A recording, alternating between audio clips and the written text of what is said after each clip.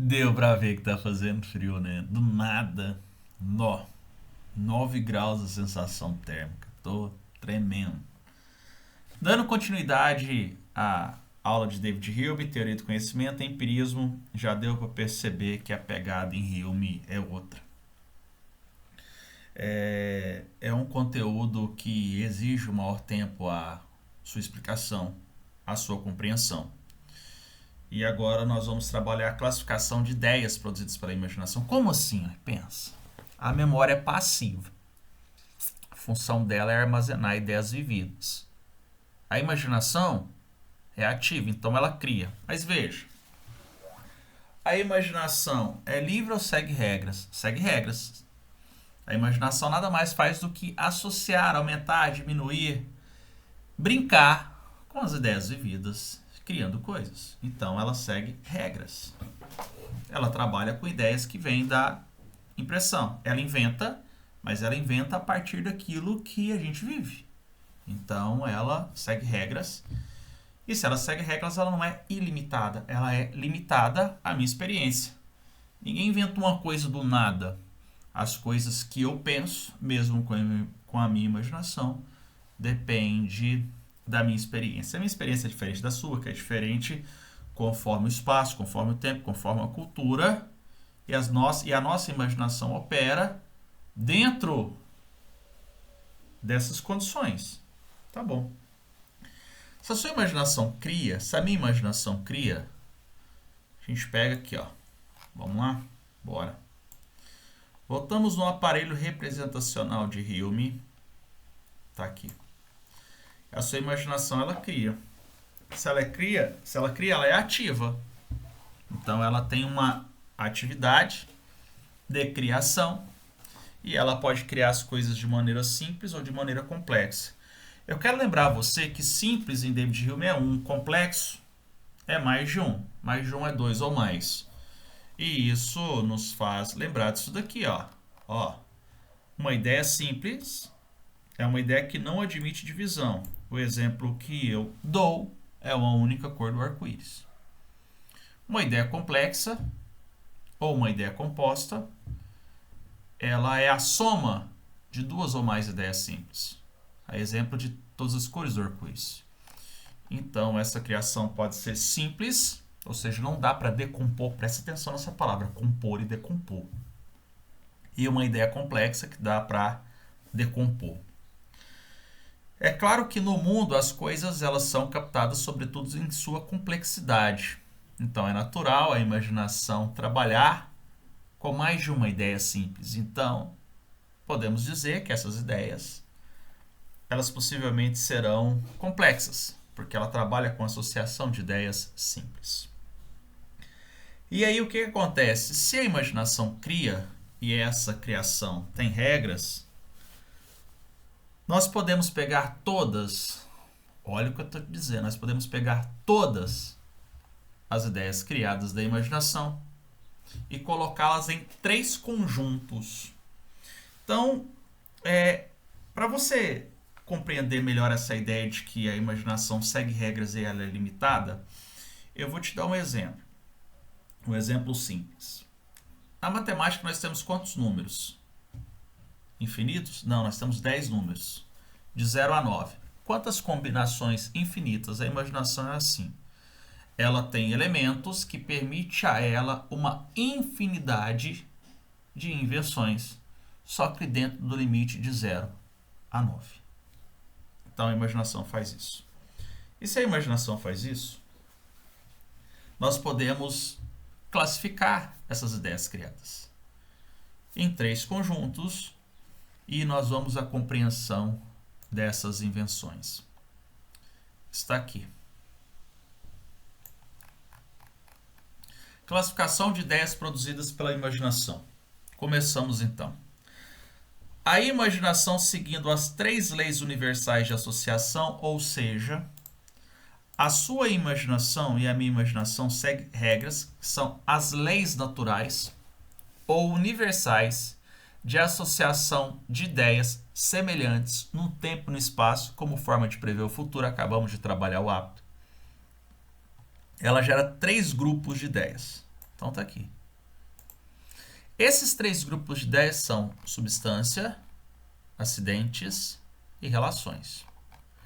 Substância também pode ser chamado de essência, e esse é o primeiro conjunto que nós vamos destacar aqui de verde. Acidentes ou modos é o segundo conjunto que nós também vamos destacar. E relações, que é o terceiro conjunto que nós também vamos destacar. Detalhe: esse terceiro grupo, esse terceiro conjunto, que são as relações, se divide. Então eu tenho três grupos: grupo 1, grupo 2, grupo 3. Esse terceiro grupo, ele se subdivide em relações de ideias e relações de fato. E entre os grupos que nós vamos trabalhar, eu já vou te adiantar que as relações de ideias é o que nos interessa, porque aqui nós vamos falar sobre o conceito de ciência. Então eu começo trabalhando então a ideia de substância ou essência. Eu vou começar a ler e aí eu vou explicar, porque aqui a gente vai precisar de um pouquinho mais de atenção. Substância ou essência é uma coisa que a gente vê lá em Aristóteles. E a gente acaba ficando com essa ideia. Em David Hume a gente vai mudar essa ideia, porque ele vai propor uma outra percepção sobre o conceito de substância, até em oposição ao René Descartes. Então eu vou ler e vou explicar. Então vou tirar esse desenho aqui que você já viu. Ele está dizendo assim, ó: substância ou essência é um conjunto de ideias simples. Lembra que a ideia simples é reunidas. Então eu tenho uma ideia, outra ideia, outra ideia, outra ideia, outra ideia, outra ideia. Eu reúno ela, de simples eu passo a ter o quê? Uma coisa complexa. É um conjunto de ideias simples reunidas pela imaginação. Então não é pela memória, é pela imaginação. E ligadas a uma palavra a qual lhes dá uma significação mais extensa. Então, veja aqui, ó, eu tenho uma ideia de maçã. Pensou numa maçã? E essa ideia de maçã, ela só é possível se eu fizer uma reunião de ideias simples. E quais são essas ideias? Maçã é um conjunto de associações de ideias simples, tais como cor, sabor, textura, cheiro, forma. E características específicas desse elemento que eu chamo de maçã recebe o nome, maçã. Esse nome é uma palavra. E esta palavra, ela ganha um significado mais extenso, porque permite identificar todos os objetos que são semelhantes à maçã. Vamos de novo?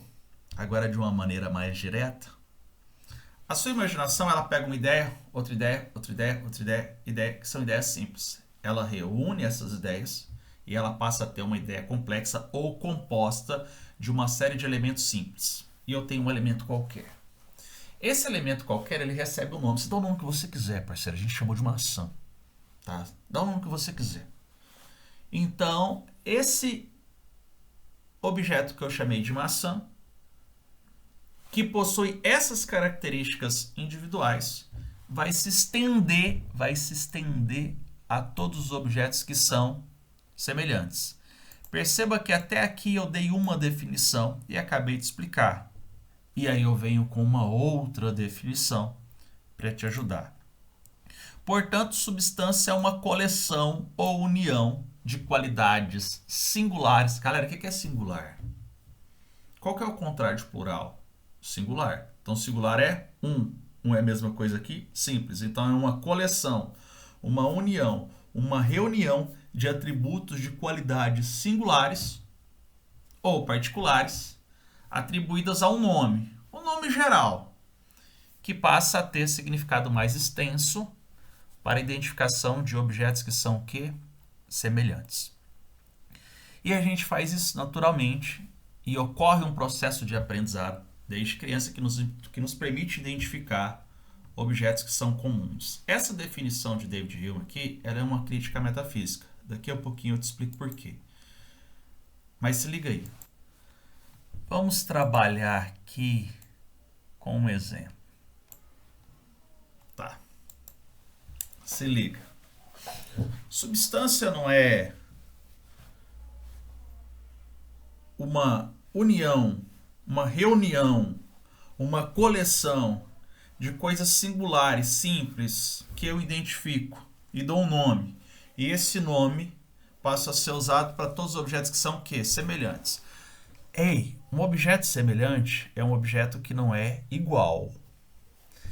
Ele possui semelhança, o que me permite dizer que ele tem características comuns, mas tem características diferentes. Nem toda diferença separa. Então tem a diferença que separa e tem a diferença que não separa. Por exemplo, isso é uma maçã. Isso é outra maçã. E isso é outra maçã. Elas são semelhantes, mas eu consigo perceber que é uma maçã, que é uma maçã, que é outra maçã. Ser semelhante significa não ser igual. Então elas são diferentes, mas não é uma diferença que as separa. Então, são semelhantes, não são iguais. Elas têm diferença, mas todas são maçãs. E existe a diferença que separa esses elementos. Maçã é diferente de tomate. Então é a diferença que separa, porque não são semelhantes. Tá. Maçã diferente de banana. Então é a diferença que separa.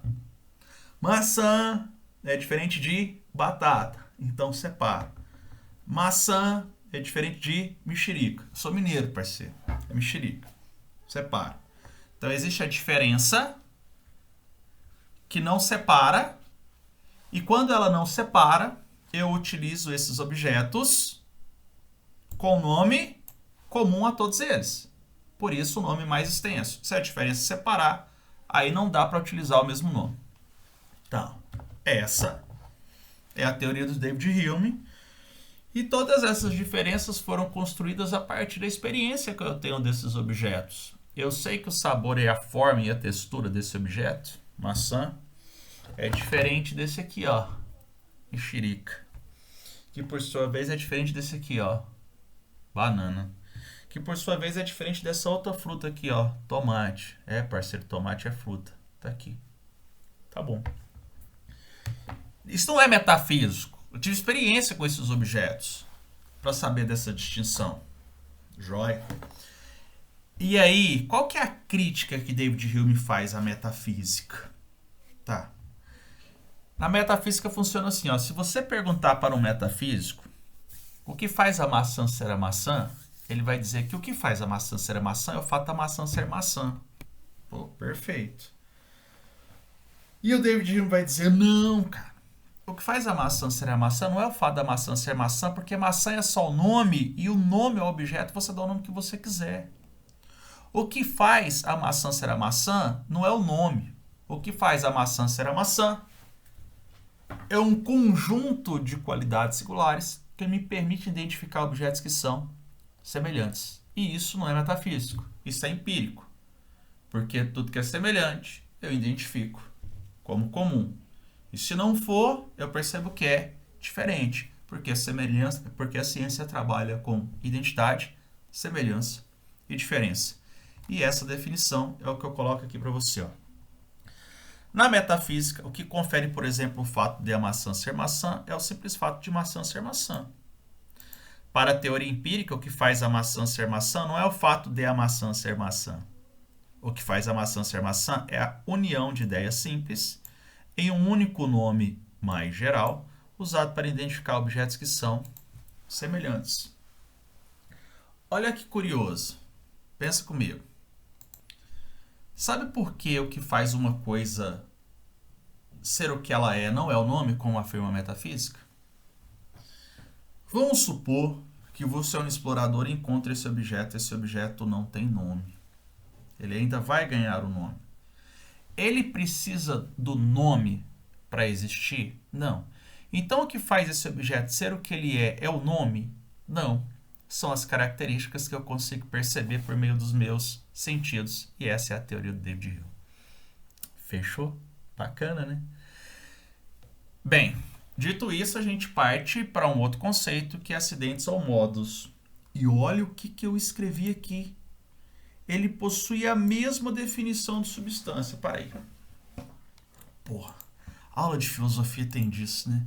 Substância é uma coisa, acidente é outra. Eles possuem a mesma definição, só que são coisas diferentes. Sim, são coisas diferentes. O acidente, assim como a substância, é um conjunto de ideias singulares que permite a identificação de objetos semelhantes por meio de um único nome, nesse caso maçã. Então a definição continua. Então, onde está a diferença? Qual é a diferença? Bem, vamos lá. O que nós temos aqui? Maçãs. Você consegue identificar que isso é uma maçã? Sim. Você consegue identificar que isso é uma maçã? Sim. O que significa dizer que é uma união de qualidades particulares que nos permite identificar objetos que são semelhantes. Perfeito. Perceba que o que faz esse objeto ser semelhante a esse é a substância. O que faz com que esse objeto seja diferente desse são os acidentes.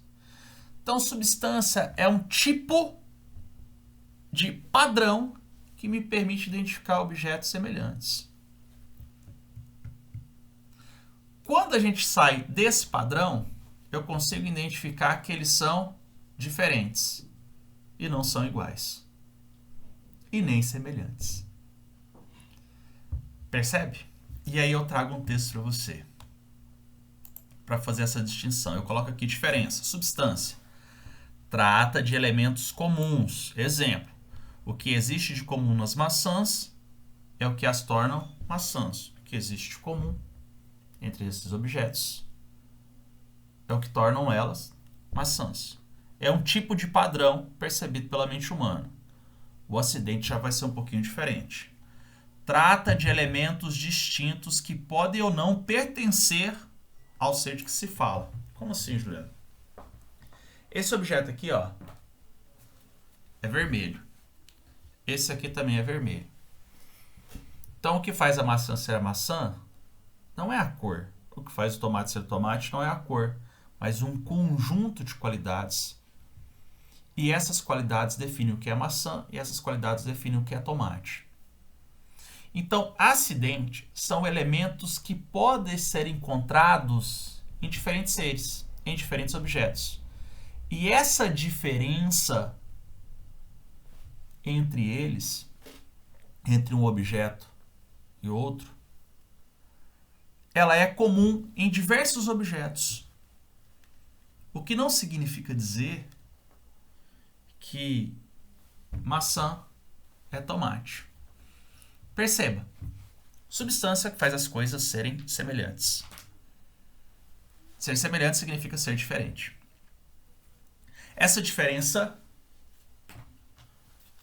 pode aproximá-los, estabelecendo um padrão, substância, ou essa diferença pode separá-los, mostrando pra gente que são coisas diferentes. Eu tenho uma maçã doce e eu tenho uma mexerica doce. Mas o que faz então a maçã ser maçã e a mexerica ser mexerica não é o fato de ambas serem doces. É o fato de ambas terem um padrão, uma coleção, uma reunião de elementos particulares que faz com que maçã seja maçã, mexerica seja mexerica.